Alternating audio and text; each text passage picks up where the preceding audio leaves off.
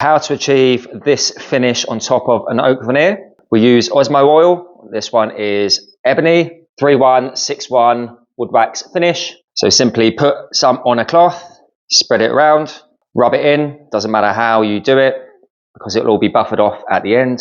Just make sure you rub it all into the grain. Reapply if you need to.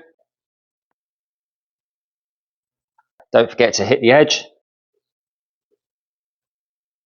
So once it's all applied, all you need to simply do is buffer it off. To do this, get yourself a nice clean cloth and keep polishing until it all comes off.